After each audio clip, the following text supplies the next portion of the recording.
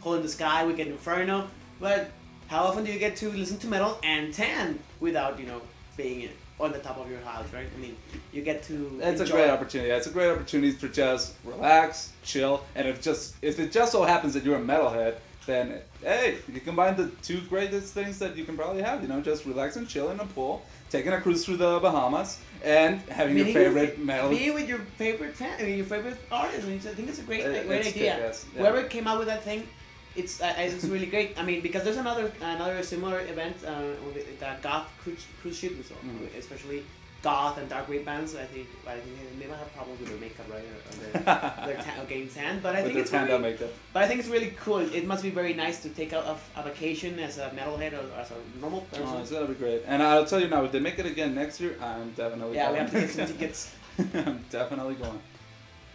Another news that I'm also particularly happy about is the release of the new single "Faster" by Within Temptation, which is streaming out in the web. You can find it, look it up in their Facebook page, their official page for the new album, which is coming coming out in May too. Also, I think May, June. Yeah, whatever. It's been time. Yeah. It's been time, and I gotta say I really like this new single "Faster" because the last song that they put out, which is "Where Is the Edge," it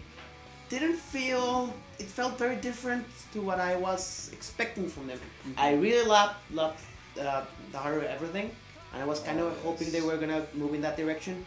And Where's the Edge? It was a bit different, and it kind of bothered me that I think the video they made out for Where's the Edge, it kind of was focused more on promoting the movie, that they took out the footage out of it, and sometimes you would hear more the performances of the actors rather than the music.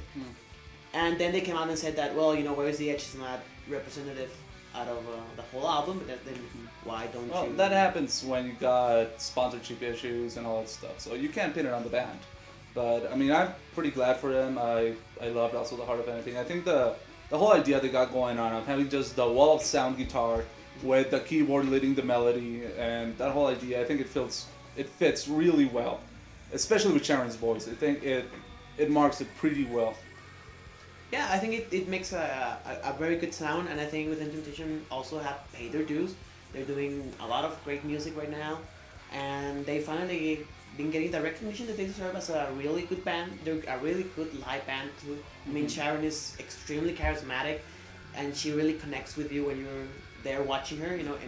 And it doesn't hurt the fact that she's very pretty. I mean, she's gorgeous. She's drop dead gorgeous. Yeah. And I mean, it's also pretty cool that she's been actually expanding herself from just the world of metal. I mean, she's been doing collaborations with Armin van Buuren and such. Great actually going into other genres. So I think it's something pretty admirable.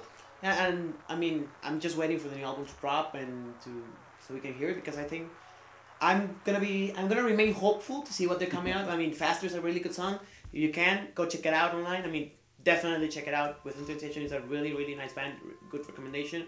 And a lot of people, I think they like it, even if they're not even into metal, because when they came out with What Have You Done, a lot of people got to hear it in normal stations that are not metal oriented, and I think it really helped them. Right? It's something that kind of sets it apart from the whole metal world. Yeah. It's they're really melodic. They're really focused on the melody aspect of the song, how it flows and such. So it's pretty easy to listening metal, if such a thing even exists. Yeah, it's a good band. It's a good album, hopefully. So we're just waiting for it, guys. So also in this week, Slipknot's guitar player Mick Thompson said in an interview that he's not quite sure in the direction that the band is going to be taking, or that the band is going to be embarking upon in the following months. I mean, it's been Mr. Paul Gray's that's been pretty recent still. Everybody's doing side projects. You got Clown doing the Black Dots of Death. You got Corey doing his usual. Stone Sour. So it's still kind of up in the air.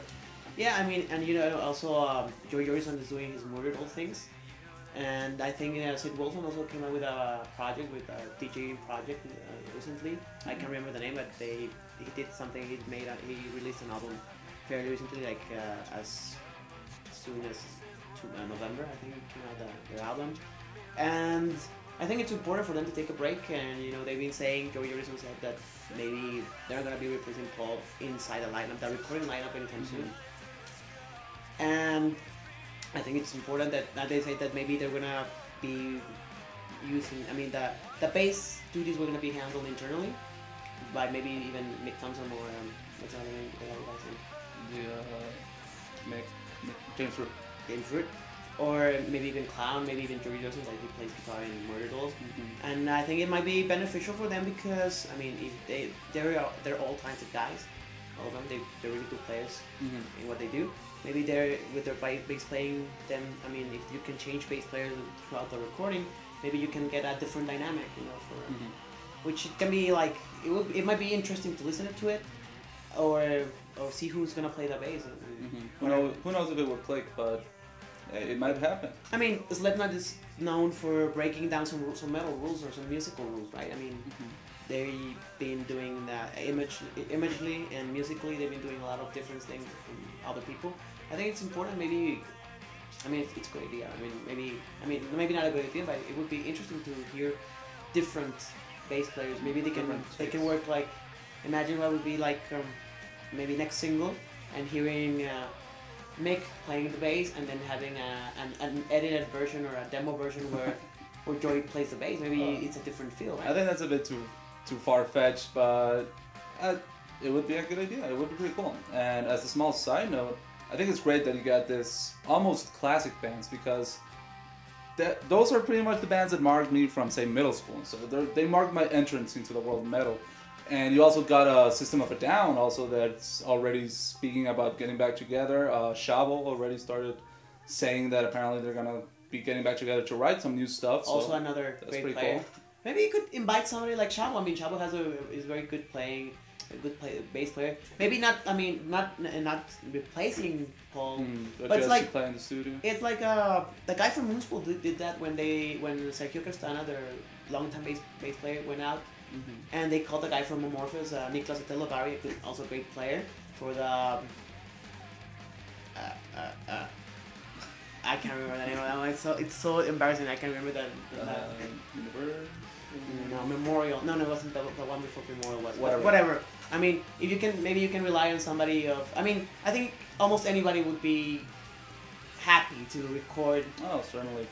Slipknot, right? The thing about Shavo, though, I think he might have his head too much into the production thing of it, because he was a producer for a long time, so I don't know if he might fare well as just being a session player, but that's just my. I mean, the point is that we're not gonna we're not gonna stop talking about Slipknot anytime soon. I mean. No, they got a lot of things going on. Yeah, they got a lot of things going on. Whether it's because Clown got arrested for something, or Mick and James just released a custom guitar or something, they always got something going on. Yeah, and that's pretty cool. And let's see what those guys pull out. And now, our CD reviews. And for our first review, we're going to be talking about a new band from England that I really, really like. They're Esoterica, and this is their second album, The Riddle, which is, I mean, I really liked it a lot. I loved all the music. I mean, they know it because I talked to some of them on Facebook. They're really good. And I really loved the album. But I loved the first one, The Fool. But I think The Riddle is a bit more dynamic. The other felt like a bit slow. It's a lot more professional. It's a lot more developed professionally.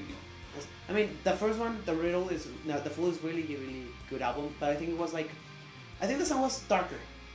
Overall, like it wasn't like like this is brighter and the sound is more clear cut. It's more open. It's a lot more open sounding. And I mean, they have really good songs from you gotta check it out. I mean, they lead it off with a cover from Delirium called Silent, which is a song that a lot of people know. And I think they did a really good cover of it. I mean, the video is really nice. It's a magician over there, and they're playing on stage. They have a really nice player, a bass player. It's a woman, Laura. Isn't she a nice? Laura. It's an ex-bass player though? No, I think she's still in the band. I'm kind of hazy in the details, right? Because I talked to Connor, who's their current bass player, but I mean, whatever. In the video, you see Laura. In the video, you always see Laura. I don't want to argue that. Also, I heard they were touring with Marilyn Manson. Right? They toured with Marilyn Manson last year for the new Marilyn Manson album, and they was it just in Europe or was it? No, in England. In England, just I think, in England. Europe. I'm not sure. But they opened up for Marilyn Manson. They played in Download Festival over in England, and I think that I remember that the reception was really good. They're doing their own thing, you know, touring around, and you guys gotta check it out. I mean, it's really really good. They have a lot of singles with the special versions of the song, acoustic versions, or techno remixes or whatever, and they're really creative. I mean, they have some weird flute playing somewhere. No, they're trying to incorporate a lot of different styles into the songs themselves, and I think it fits pretty well because the voice from the lead singer, Toby, I think he's really talented. He makes a really good impression on me, just from what I heard, mainly from the riddle. I haven't really listened a lot to the full, but mainly just from the riddle, he made a really good impression on me. He has a really talented voice, and it just fits really well. And he writes really good lyrics. And also, if you get the original album, there's a kind of a trick out there for you. There's a riddle for you to find out, and you get some really nice stuff, like some lyrics for the song, because they don't publish the lyrics in there in the album. But you get